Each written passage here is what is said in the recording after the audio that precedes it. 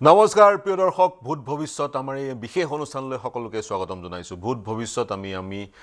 Vote দি আমাৰ ভৱিষ্যত নিৰ্ণয় কৰিম অসমত সমাগত নিৰ্বাচন অহা মাৰ্চৰ 15 তাৰিখে চাগৈ নিৰ্বাচনৰ তাৰিখ ঘোষণা কৰাৰ সম্ভাৱনা আৰু তাৰ পিছত অসমত নিৰ্বাচন আৰু অসমৰ 2,40,00,000ৰো অধিক মতদাতাই মতদান সাব্যস্ত কৰাৰ এইবাৰ সুযোগ পাব আমি আমাৰ এই বিশেষ অনুষ্ঠানত ফোন নম্বৰ খুলি দিওঁ আৰু ফোন নম্বৰত আপোনালোকে পোনপটীয়াকৈ প্ৰশ্ন সুধিব পাৰে হোৱাটছআপ নম্বৰ আছে হোৱাটছআপতো পোনপটীয়াকৈ প্ৰশ্ন সুধিব পাৰে বিভিন্নজনে আমি অনুষ্ঠানটো পৰহিৰে পৰা আৰম্ভ কৰাৰ পিছৰে পৰা বিভিন্নজনে বিভিন্ন প্ৰশ্ন সুধিছে নিজৰ সমষ্টিত কোন প্ৰাৰ্থী হ'ব এনে ধৰণৰ প্ৰশ্ন বেছি আহে যেহেতু প্ৰাৰ্থীৰ তালিকা ঘোষণা কৰা নাই সম্পূৰ্ণৰূপে প্ৰতিটো ৰাজনৈতিক দলে কিছুদিন আমি অপেক্ষা কৰিব লাগিব বিজেপিয়ে একেবাৰে ঘোষণাই কৰা নাই কংগ্ৰেছে আংশিকভাৱে ঘোষণা কৰিছে আৰু ৰাইজৰ দলে আংশিকভাৱে ঘোষণা কৰিছে গতিকে তেনে স্থলত আমি কিছু অপেক্ষা কৰিব লাগিব কিন্তু জল্পনা কল্পনা চলি আছে আৰু মুখ্যমন্ত্ৰী ভাইচৰ পৰা আপোনালোকো নিশ্চিত হৈছে কিছুমান বিশেষ সমষ্টিত কোন প্ৰাৰ্থিত্ব প্ৰত্যাশী হ'ব বিভিন্ন প্ৰশ্ন আহিছে মাহমৰাত বিজেপিয়ে যোগেন মোহনক আঁতৰাই হাতৰ কুঠাৰ ভৰিত মাৰিলে যেন লাগিছে মাহমৰাত যোগেন মোহনক মন্ত্ৰী তেওঁ কেবিনেট মন্ত্ৰী শেহতীয়াকৈ তেওঁক ৰাজ্যসভালৈ প্ৰেৰণ কৰা হৈছে ৰাজ্যসভালৈ প্ৰেৰণ কৰাৰ পিছত যোগেন মোহন নিখন্দেহে এইবাৰ যি বিধানসভা নিৰ্বাচন সেই বিধানসভা নিৰ্বাচনৰ প্ৰাৰ্থী হ'ব নোৱাৰে গতিকে মাহমৰা সমষ্টিত কোন প্ৰাৰ্থী হ'ব এইটো এটা আজিৰ তাৰিখত প্ৰশ্ন বিভিন্নজনে বিভিন্ন অভিযোগ কৰিছে তেজপুৰত যোৱা 20 বছৰে একো উন্নতি হোৱা নাই বুলি তেওঁ ক'ব বিচাৰিছে তেজপুৰৰ আন এগৰাকী কৈছে তেজপুৰৰ প্ৰাৰ্থী কোন হ'ব তেওঁ বিচাৰে অসম গণ পৰিষদতকৈ বিজেপিৰ প্ৰাৰ্থী হওক এনে ধৰণৰ বিভিন্ন মন্তব্য আহিছে কিন্তু আমি পুনৰ আহ্বান জনাম আপোনালোকে মন্তব্য কৰক কিন্তু মন্তব্য কৰাৰ লগতে আপোনালোকৰ প্ৰশ্নটো পোনপটীয়াকৈ আমাক সোধক কাৰণ নিৰ্বাচন যেহেতু বিভিন্ন প্ৰশ্ন আপোনালোকৰ থাকিব বিভিন্ন কথা জানিব বিচাৰিব বিভিন্ন আগৰ পুৰণি কথা জানিব বিচাৰিব বা আপোনাৰ সমষ্টিৰ সন্দৰ্ভতো বিভিন্ন প্ৰশ্ন আপোনালোকৰ থাকিব সেই প্ৰশ্নবোৰ আমাৰ বিশেষজ্ঞই প্ৰতিদিনে আমাৰ সৈতে এজন বিশেষজ্ঞ সংযুক্ত হৈ থাকে নিৰ্বাচনী বিশেষজ্ঞ যাৰ অসমৰ প্ৰতিটো সমষ্টিৰ বিষয়ে জ্ঞান আছে ডিপ আণ্ডাৰষ্টেণ্ডিং আছে গতিকে আমি তেওঁলোকৰ যোগেদি সেই প্ৰশ্নটোৰ উত্তৰ দিয়াৰ চেষ্টা কৰিম কৰবাত ক্যান্ডিডেট বিশেষকৈ আমি দেখা পাইছো বিহপুৰীয়াৰ পৰা বহু প্ৰশ্ন আহে আৰু বিহপুৰীয়াৰ পৰা বহু মন্তব্য আহে গতিকে বিহপুৰীয়া সমষ্টিটোৱে চৰ্চাৰ কেন্দ্ৰবিন্দু এই মুহূৰ্তত হৈ থকা পৰিলক্ষিত হৈছে বিহপুৰীয়া চৰ্চাৰ কেন্দ্ৰবিন্দু হৈ থকাৰ আন এটা কাৰণ হৈছে বিহপুৰীয়া চৰ্চাৰ কেন্দ্ৰবিন্দু হৈ থকাৰ আন এটা কাৰণ হৈছে ভূপেন বৰা গতিকে ভূপেন বৰা প্ৰাৰ্থিত্ব প্ৰত্যাশী কিছুমানে ভয়েস মেছেজ যোগেদিও আমাক প্ৰশ্ন প্ৰেৰণ কৰিছে তেওঁলোকৰ গাঁৱৰ বা তেওঁলোকৰ ব্যক্তিগত দুৰৱস্থাৰ কথাও আমাক বৰ্ণনা কৰিছে সেইবোৰ বিষয়ও আছে কিন্তু মূলত আমি বিচাৰিছো প্ৰশ্ন কি জানিব বিচাৰিছে এগৰাকী ৰাজ ইফতিখাৰ আহমেদ তেওঁ নলবাৰীৰ পৰা সুধিছে পোন প্ৰথমে মোৰ ফালৰ পৰা কওঁ যে বিজেপি চৰকাৰৰ দিনত বহু ঋণ লৈছে ঋণবোৰৰ ধাৰ কেনেকৈ মাৰিব অলপ বুজাই দিব লাগে হয় এনেবোৰ প্ৰশ্ন আপোনালোকে কৰিব পাৰে কাৰণ কালিৰ দিনটোত আমি দেখিলো প্ৰায় ৩৬০০ কোটি টকা ব্যয় কৰি ৰাজকোষৰ ধন ব্যয় কৰি 40 লাখ মহিলাক অৰুণোদয়ৰ ধন প্ৰদান কৰা হ'ল ৯০০০ টকা সকলোকে প্ৰদান কৰা হ'ল গতিকে সেই ৰাজকোষৰ ধন ঋণৰ পৰা আহিছে নেকি সকলোৰে প্ৰশ্ন 2 লাখ কোটি টকা হৈছে কৈ অসমৰ ৰাজ্য চৰকাৰৰ ঋণ গতিকে সেই ঋণবোৰ কেনেকৈ মাৰিব বা যদি হে আগৰ ঋণ এতিয়াও পেন্ডিং হৈ আছে পুনৰ ঋণ লবলগীয়াৰ পৰিবেশৰ সূচনা কি অসমত হৈছে এনেবোৰ প্ৰশ্ন অৰ্থনৈতিক বিষয় অৰ্থনৈতিক ব্যক্তিৰ যোগেদি বা অৰ্থনীতি বিজ্ঞানৰ ব্যক্তিৰ যোগেদি এনেবোৰ প্ৰশ্নৰ আমি উত্তৰ দিবলৈ চেষ্টা কৰিম তেজপুৰ সমষ্টিত এজনে সুধিছে বিজেপিৰ প্ৰাৰ্থী বিচাৰো তেজপুৰত 20 বছৰে একো উন্নতি হোৱা নাই এনে ধৰণৰ প্ৰশ্ন উত্থাপন হৈছে সকলোতকৈ প্ৰাসংগিক আৰু জেনেৰেল প্ৰশ্নটো যে এইবাৰ কাৰ চৰকাৰ হ'ব আৰু বিৰোধী আসনত কোন বহিব যদি বিজেপিৰ চৰকাৰ হয় বিৰোধী আসনত কংগ্ৰেছ বহিব যদি কংগ্ৰেছৰ চৰকাৰ হয় বিৰোধী আসনত বিজেপি বহিব কিন্তু প্ৰাসংগিক প্ৰশ্ন এইটোৱে নিৰ্বাচন যেহেতু সমাগত আমি চাহৰুদ্ধকাৰী এখন যুঁজ এইবাৰ নিৰ্বাচনত পৰিলক্ষিত কৰিম কাৰণ যুঁজখন ইন্টাৰেষ্টিং হৈ পৰিছে বিশেষকৈ কংগ্ৰেছে 40খন আসনত প্ৰাৰ্থী ঘোষণা কৰাৰ পিছত যুঁজখন আৰু ইন্টাৰেষ্টিং হৈ পৰিছে আৰু তাৰ লগতে বিশেষকৈ আজিৰ দিনটোত মিত্ৰতা আনুষ্ঠানিকভাৱে কংগ্ৰেছ আৰু ৰাইজৰ দলৰ মাজত মিত্ৰতা ভংগ হ'ল যদিও বা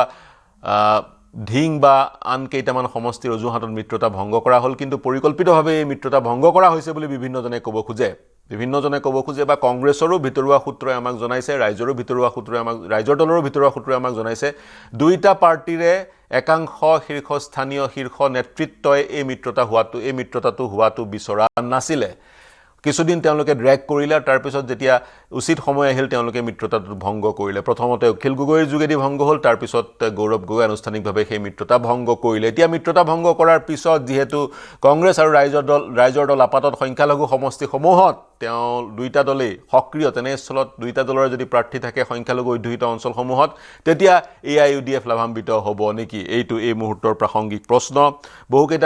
বহুকেইজন ব্যক্তি আমাৰ সৈতে সংযুক্ত হৈ প্ৰশ্ন কৰিব বিচাৰি আছে তেওঁলোকৰ প্ৰশ্নবোৰৰ উত্তৰ আমি দিবলৈ প্ৰয়াস কৰিম তাৰ সমান্তৰালে প্ৰধানমন্ত্ৰীৰ অসমলৈ আহিব দুদিনীয়া ভ্ৰমণসূচীৰে 13 তাৰিখ আৰু 14 তাৰিখে বহুকেইটা প্ৰকল্পতে উন্মোচন কৰিব গতিকে প্ৰধানমন্ত্ৰীৰ ভ্ৰমণে অসমত কি প্ৰভাৱ বিস্তাৰ কৰিব বা আজিৰ দিনটোত আমি দেখা পাইছোঁ সামাজিক মাধ্যমত চৰ্চাৰ কেন্দ্ৰবিন্দু হৈ পৰিছে ফকৰুদ্দিন আলী আহমদৰ নামটো বৰপেটা মেডিকেল কলেজৰ পৰা কৰ্তন কৰাৰ বিষয়টো মুখ্যমন্ত্ৰীয়ে কৈছে যিহেতু আন 14খন 15খন মেডিকেল কলেজৰ নাম স্থান বিশেষে আছে গতিকে মাত্ৰ এখন বৰপেটা মেডিকেল কলেজৰ নাম ব্যক্তি বিশেষৰ সৈতে থকাটো তেওঁ বিচৰা নাই কনফিউজনৰ সৃষ্টি হয় বহুতে এখন ব্যক্তিগত মেডিকেল কলেজ বুলি ভাবে সেইকাৰণে নামটো সলনি কৰা হৈছে অসমৰ প্ৰথমগৰাকী অসমৰ পৰা দেশৰ ৰাষ্ট্ৰপতি অসম চৰকাৰৰ মন্ত্ৰীও আছিলে কেন্দ্ৰীয় মন্ত্ৰীও হৈছিলগৈ আৰু ইন্দিৰা গান্ধী প্ৰধানমন্ত্ৰী হৈ থকাৰ সময়ত দেশৰ ৰাষ্ট্ৰপতি হৈছিল আৰু ইন্দিৰা গান্ধীয়ে দেশৰ যেতিয়া জৰুৰীকালীন অৱস্থা দেশত প্ৰযোজ্য কৰিছিল 26 জুন 1975 চনত তেতিয়া ফখৰুদ্দিন আলী আহমেদে সেই প্ৰক্লেমেশ্যনত সাইন কৰিছিল কোনো ধৰণৰ প্ৰশ্ন নুসুধাকৈ প্ৰক্লেমেশ্যনখন আহিলে ইন্দিৰা গান্ধীৰ কাৰ্যালয়ৰ পৰা তেওঁ সাইনটো কৰি দিছিল স্বাক্ষৰ কৰি দিছিল আৰু তেওঁৰ স্বাক্ষৰৰ পিছতে দেশত 2.5 বছৰৰ কাৰণে জৰুৰীকালীন অৱস্থাৰ সূচনা হৈছিল গতিকে তেওঁৰ নামটো কৰ্তন কৰাক লৈ এতিয়া ৰাজনীতি কৰা পৰিলক্ষিত হৈছে কিন্তু মুখ্যমন্ত্ৰীয়ে কৈছে এতিয়াও অবিবেচিত এখন প্ৰতিষ্ঠানক তেওঁৰ নামটো প্ৰদান কৰা হ'ব বিভিন্নজনে ফোন কৰা পৰিলক্ষিত হৈছে আমি প্ৰশ্নৰ উত্তৰ দিবলৈ প্ৰয়াস কৰিম মাজুলীত টিকেট কেতিয়া ঘোষণা হ'ব এটা প্ৰশ্ন আহিছে জুনুমণি দাসৰ পৰা মাজুলীত কেতিয়া ঘোষণা হ'ব মানে দেশৰ ৰাজ্যত যেতিয়া আন সমষ্টিসমূহৰ প্ৰাৰ্থিত্ব ঘোষণা কৰিব তেতিয়াই মাজুলীৰ প্ৰাৰ্থিত্ব ঘোষণা হ'ব এতিয়া মাজুলীৰ আসনখন যদি বিজেপিৰ কথা কওঁ বিজেপিৰ হাতত থাকিবনে অসম গণ পৰিষদলৈ যাব এইটো এই মুহূৰ্তৰ চৰ্চাৰ বিষয় উজনিত বহুকেইখন আসনক লৈ চিন্তা চৰ্চা চলি আছে কিন্তু তাৰ সমান্তৰালে খবৰ আহিছে অসম গণ পৰিষদ আৰু বিজেপিৰ মাজত ওপৰৰ পৰ্যায়ত ইতিমধ্যে সমাপ্ত হৈছে আলোচনা প্ৰাৰ্থিত্বৰ তালিকা চূড়ান্ত হৈছে মাত্ৰ আনুষ্ঠানিক ঘোষণা বাকি অৰ্থাৎ তৃণমূল কৰ্মীসকলক নজনোৱাকৈ প্ৰাৰ্থিত্বৰ তালিকা চূড়ান্ত কৰা হ'ল নেকি য'ত বহু অঞ্চলত বিজেপিয়ে হওক বা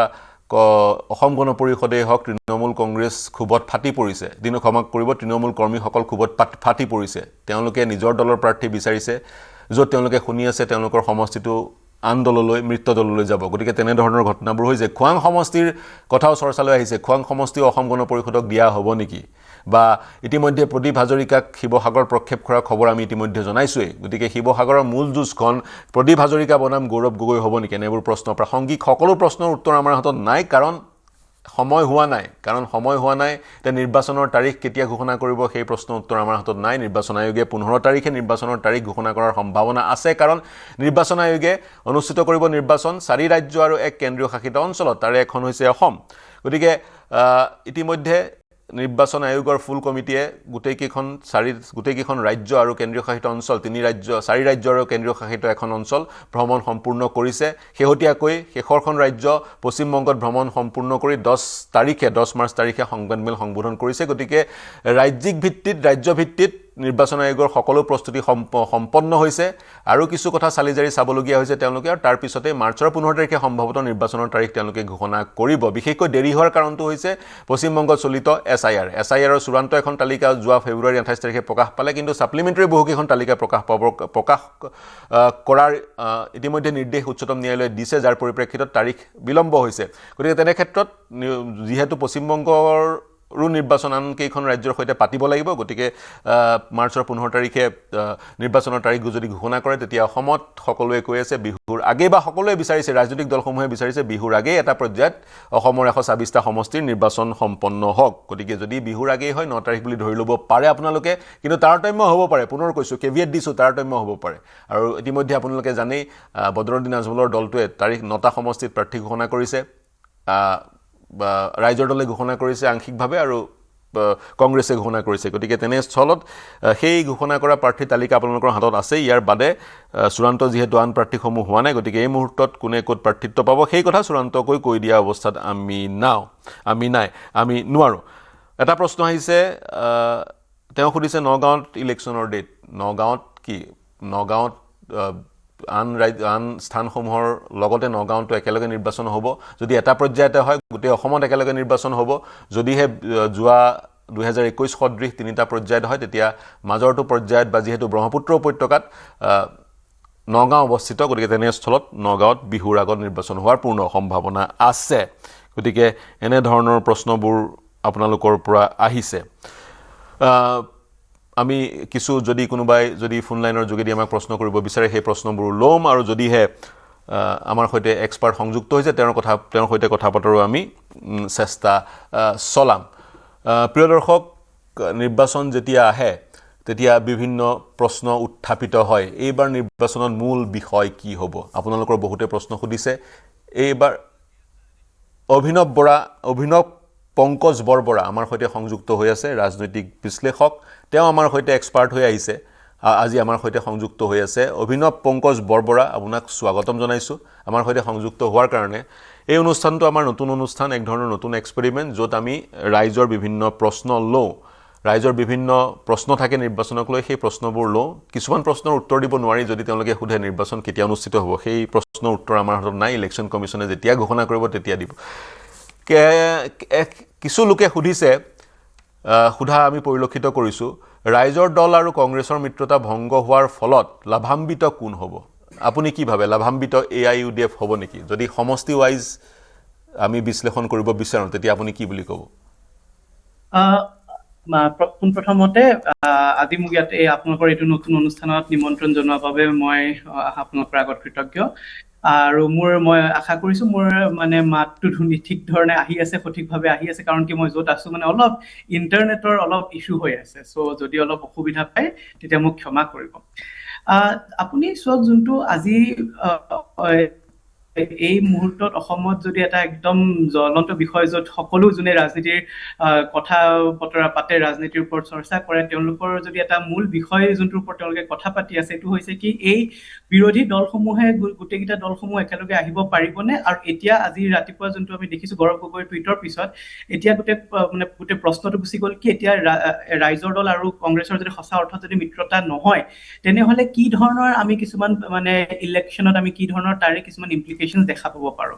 আমি এই উত্তৰটো যেতিয়া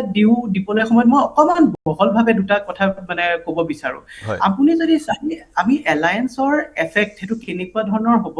সেইটো আমি গম পাবলৈ কাৰণে আমি দুটা বস্তু লক্ষ্য কৰিব লাগিব প্ৰথম হৈছে কি এটা এলায়েন্স সাকসেসফুল বা আনসাকসেসফুল হ'ব কাৰণে প্ৰথমতে আমি চাব লাগিব কি এই ইয়াতে যোনকেইটা দল একত্ৰিত হ'বলৈ আহিছে তেওঁলোকৰ ইণ্ডিভিজুৱেল ষ্ট্ৰেংথ বা কেপাচিটি কিমান এটা এলায়েন্স মানুহে কিয় কৰে কাৰণ কি বোলে মোৰ ইমানখিনি শক্তি আছে ইমানখিনি প্ৰভাৱ আছে আৰু সেই প্ৰভাৱখিনি আৰু এটা দলৰ বোলে ইমানখিনি প্ৰভাৱ আছে যেতিয়া একে মানে যোগ হৈ যায় তেতিয়া কি আমি এটা জাক আমি কমন আমি কাবাক শক্তি এটা তেওঁলোকক আমি পৰাস্ত কৰিব পাৰো নেকি এতিয়া যদি আপুনি 2021 লৈ ঘূৰি চাই সেইবাৰ মই ভাবো এই যোনকেইটা নতুন দল আছিলে লুৰিণজ্যোতি গগৈৰ AJP বা ৰাইজৰ দল এইকেইটা দলে তেতিয়া কংগ্ৰেছৰ লগত মিত্ৰতা মানে এটা তেনেকুৱা ধৰণৰ বুজাবুজি আহিব নোৱাৰিলে কিন্তু মই আজি আপোনালোকৰ পৰা যেতিয়া মই নিমন্ত্ৰণ পালো এই বিষয়টোৰ কথা পাতিলো মই কি কৰিলো মই 2021 নিৰ্বাচনৰ ৰিজাল্টটো উলিয়ালো আৰু তাতে মই কৰিলো কি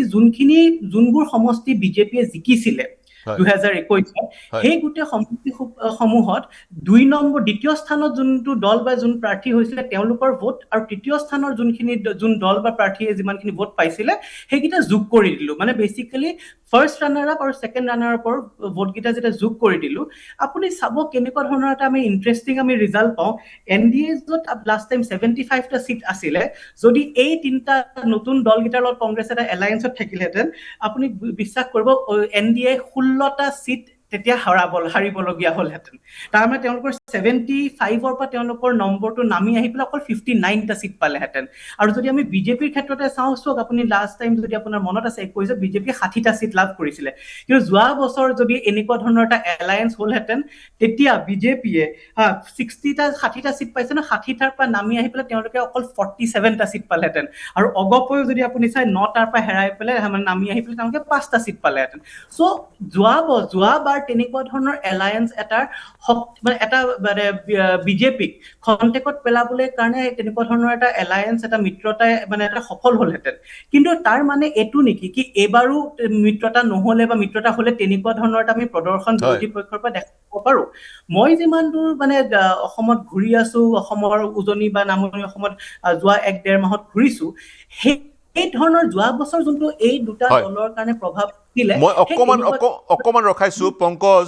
ক্ষমা কৰিব অভিনৱ পংকজ বৰবৰা, আপোনাক অকমান ৰখাইছো। আমাৰ সৈতে কিছু দৰ্শক সংযুক্ত হৈ আছে, আপুনি ইতিমধ্যে কৈছেই বিশ্লেষণ আগবঢ়াইছে। আপুনি য'ত আপোনাক ৰখালো তাৰ পৰাই পুনৰ আৰম্ভ কৰিম। 2021 সদৃশ এইবাৰ পুনৰাবৃত্তি ঘটিব নেকি বা ঘটাৰ সম্ভাৱনা আছিল নেকি? মই পুনৰ আপোনাৰ সৈতে সংযুক্ত হ'ম, কিন্তু এই মুহূৰ্তত বিক্ৰমৰ ওচৰলৈ যাব বিচাৰিছোঁ। বিক্ৰম,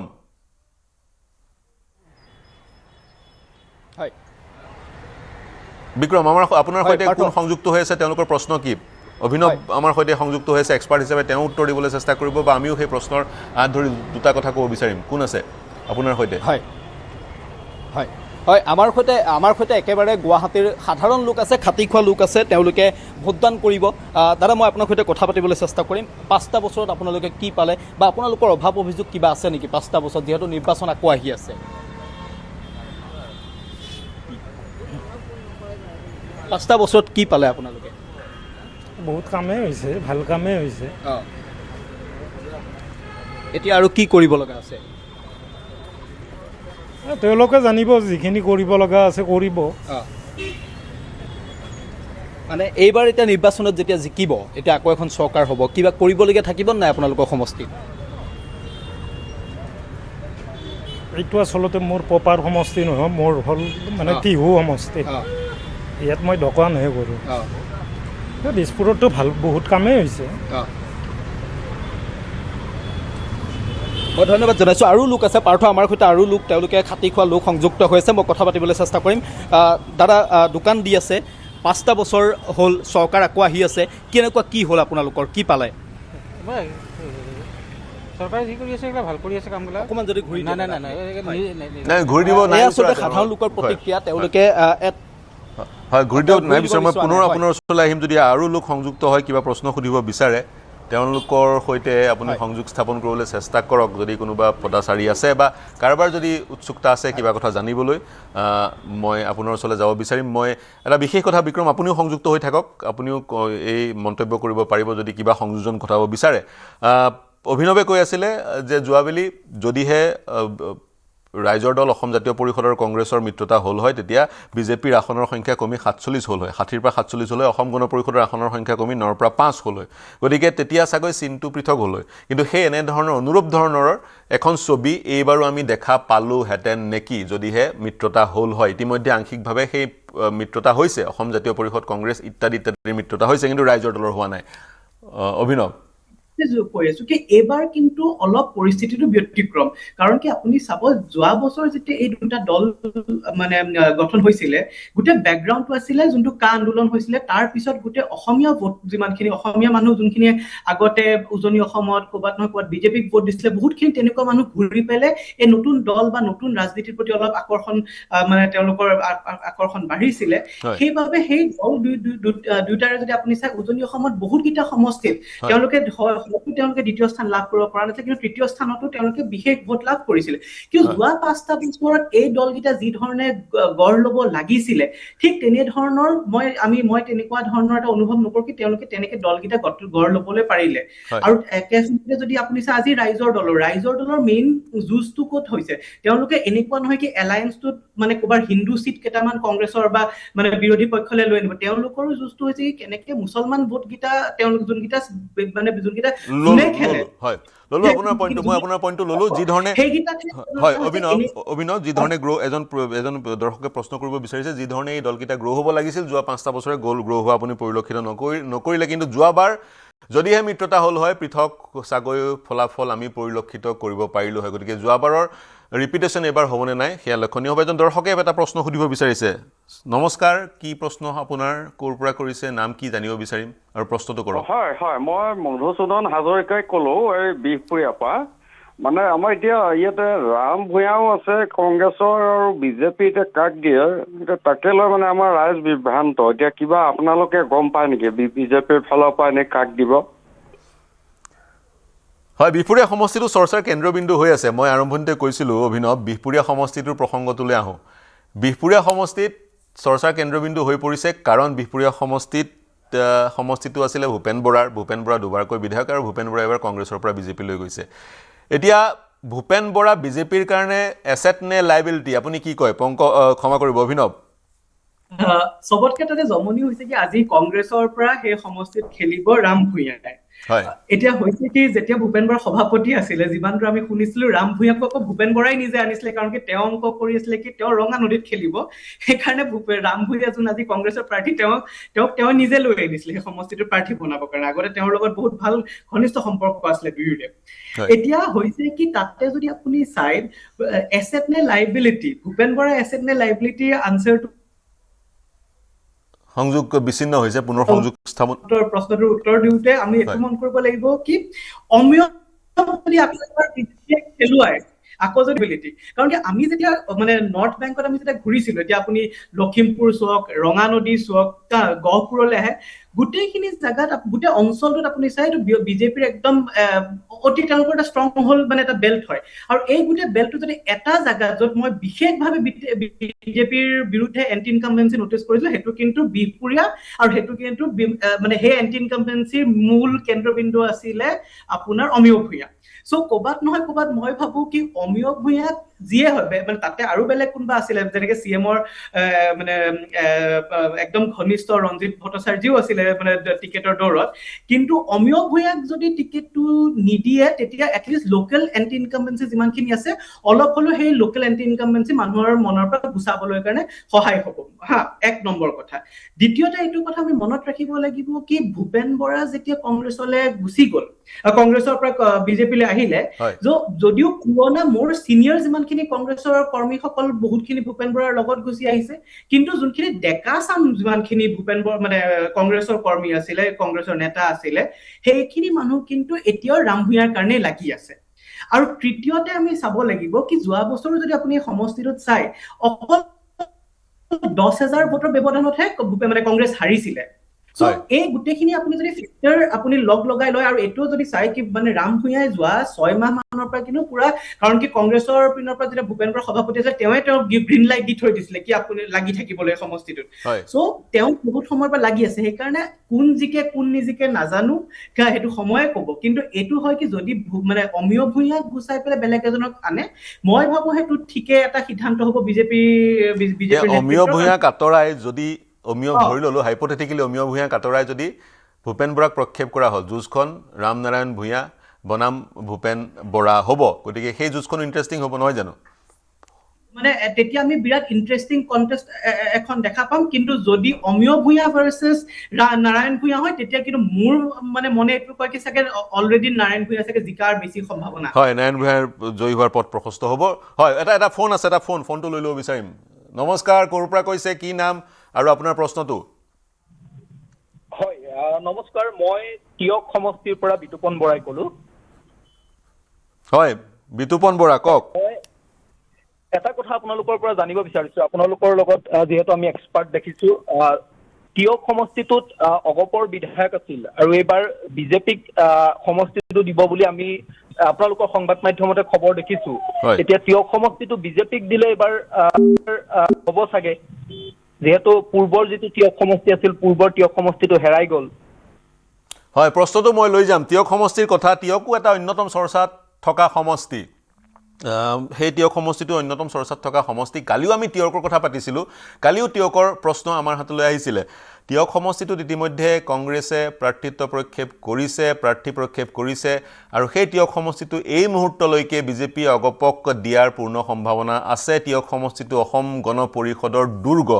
অভিনৱ যদি সংযুক্ত হৈ আছে টিয়ক সমষ্টিটোত যোৱাবাৰ কিন্তু অগপৰ প্ৰাৰ্থীগৰাকী ৰাজখোৱা বাইদেউ মাত্ৰ 1320টা নে 1350টা ভোটত জয়ী হৈ আহিছিল গতিকে পুনৰ যদি অগপলৈ যায় পল্লৱী গগৈ এইবাৰ ডাৰ্ক হৰ্চ হিচাপে অৱতীৰ্ণ হৈ জয়ী হৈ অহাৰ সম্ভাৱনা থাকিব নেকি কি কয় টিয়ক সমষ্টিৰ 5 বছৰ আগৰ টিকেটৰ সেই দৌৰৰ কথা মনত পৰিলে একটু মনত পৰে কি অগপৰ হৈ পেলাই শ্যামকানু মহন্তেও মাজতে টিকেট বিচাৰি পেলাই টিকেট পোৱাৰে মানে বহুত সম্ভাৱনা বাঢ়ি গৈছিলে কিন্তু যোৱা একদম শেষৰ মুহূৰ্তত কি হ'ল নাজানো কিন্তু আকৌ ৰাজখোৱা বাইদেৱে টিকেটটো ল'লে এটা কথা হয় কি পল্লৱী গগৈ পুৰণা কংগ্ৰেছী পৰিয়ালৰ বোৱাৰী হয় আৰু মানে তেওঁৰ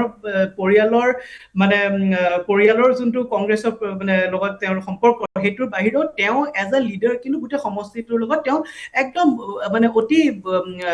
একদম ক্লোজলি তেওঁ গোটেই সমষ্টিটোৰ লগত জড়িত হৈ আছে আৰু এইটো অকল 5 বছৰ নহয় যোৱা 10-15 বছৰ মানৰ পৰাই মানে বিভিন্ন ধৰণে ডাইৰেক্টলি ইনডাইৰেক্টলি তেওঁ জড়িত হৈ আছে আৰু ইভেন আপুনি যদি নিৰ্বাচনী ফলাফলসমূহ চাই মইতো কম মানে পল্লৱী গগৈ অলপ তেওঁৰ লাকে তেওঁ ফেভাৰ কৰা নাই নহলেতো যোৱাবাৰ বা তেওঁ জিকা বহুত মানে অলপতহে তেওঁ হাৰিছে আৰু যদি মানে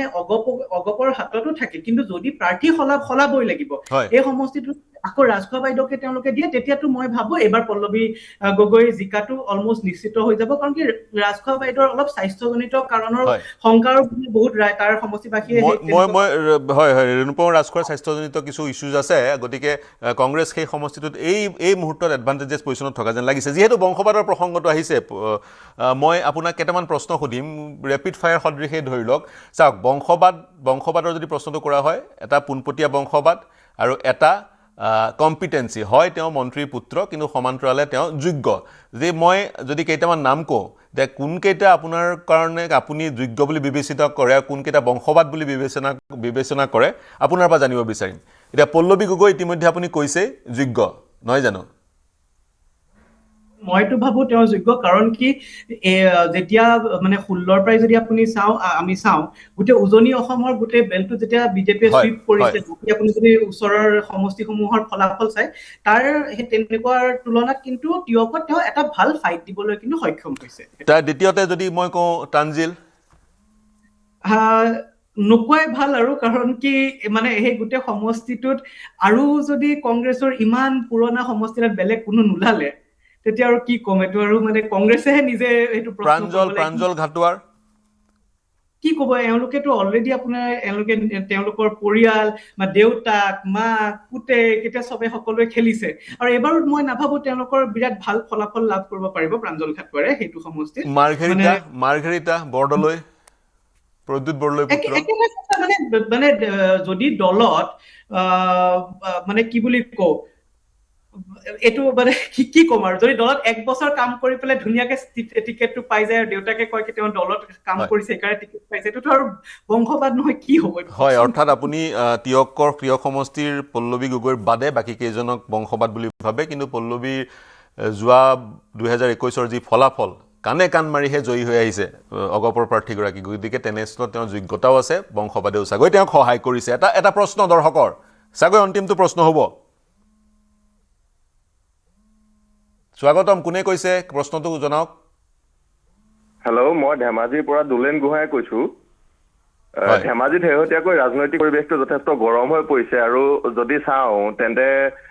ইতিমধ্যে মিত্ৰজোঁটৰ জাতীয় পৰিষদে এজন প্ৰাৰ্থী দিছে নৰেন পাও কিন্তু আজি এটা খবৰ আহিলে যে আকৌ কংগ্ৰেছে আসনখন ঘূৰাই খুজিছে সেইটো এটা কথা মোৰ প্ৰশ্ন দুটা কথা সুধিব খুজিছো কথাটো হ'ল পূৰ্বতে ইয়াত অজাপৰে প্ৰাৰ্থী দিছে চিত্ৰৰঞ্জন বসুমতাই তেওঁলোকৰ যথেষ্ট ভালো হৈছে কিন্তু এতিয়াও খেলাব খুজিছে কিন্তু প্ৰাৰ্থীজন বেলেগ কিন্তু আৰু দ্বিতীয় কথাটো হ'ল তেওঁলোকে বিজেপি বৰ্তমান যিহেতু বিধায়কজন আছেই গতিকে কিমান সহজ হ'ব তেওঁলোকৰ কাৰণে কেনেকে বুলি আপোনালোকৰ বিশ্লেষণত উঠিছে কথাখিনি অকমান জানিব বিচাৰিছো মই অভিনৱ আপোনাৰ পৰা সুধিম ধেমাজিত কি কয় ধেমাজিত জাতীয় পৰিষদে প্ৰাৰ্থী প্ৰক্ষেপ কৰিছিলে কংগ্ৰেছে এৰি দিয়াৰ কথা আছিল আকৌ কংগ্ৰেছে পুনৰ বিচাৰিছে মোৰ সময় বহুত কম আছে মোৰ হাতত বাধ্যবাধকতা আছে 30 ছেকেণ্ডত ধেমাজিৰ ওৱান লাইনাৰ এটা আপোনাৰ পৰা ল'ব বিচাৰিম যদি আকৌ কৈছো এলায়েন্স যদি এতিয়াও চাই আকৌ যোৱা বছৰ নিৰ্বাচনৰ হেৰি যায় আপুনি কংগ্ৰেছে তাতে 23% ভোট পাইছিলে আৰু অজপই 29 পাইছিলে তেনেকে যদি আপুনি দুটা যোগ কৰি দিয়েতো হয় আমি দেখো কি একদম বিজেপিৰ যোনটো ভোট শ্বেয়াৰ সেইটোৰ একদম কাষ চাপেগে কিন্তু এট দ্য সেম টাইম আমি এইটো চাব লাগিব তাতে ৰণুজ পেগু তেওঁৰ তাতে ভাল নাম আছে আৰু মোৰ ইম্পৰ্টেণ্টলি মিচিং সকল কিন্তু মানে ওভাৰঅল আপুনি বিজেপিৰ লগত আছে আৰু তেওঁলোকৰ যোনটো মানে মেইন ষ্টুডেন্ট বডি টিএমপিকেও কিন্তু মোৰ অৰ লেছ এলাইন হৈ আছে ইনডাইৰেক্টলি বিজেপিৰ প্ৰতি হয় এলাইন হৈ আছে বিজেপিৰ প্ৰতি গতিকে ধেমাজিত কিন্তু মই অনুষ্ঠান সামৰিব লাগিব অভিনৱ আপোনাৰ আমাৰ সৈতে সংযুক্ত হোৱাৰ কাৰণে ধন্যবাদ জনাইছোঁ পুনৰ আপোনাক আমন্ত্ৰণ জনাম নিমন্ত্ৰণ কৰিম আমাৰ সৈতে সংযুক্ত হ'বলৈ ধেমাজিতো একেই ফৰ্মুলা যদিহে বিৰোধীৰ মিত্ৰতা নহয় আৰু ভাগে ভাগে নিৰ্বাচনত অৱতীৰ্ণ হয় তেতিয়া বিজেপি জয়ী হোৱাৰ পথ প্ৰশস্ত হয় এনেবোৰ বহু প্ৰশ্নৰে পুনৰ ভোট ভৱিষ্যতৰ আন এটা খণ্ডত আপোনালোকৰ সৈতে সংযুক্ত হ'ম কাইলৈ আজিলৈ এৰিছোঁ ধন্যবাদ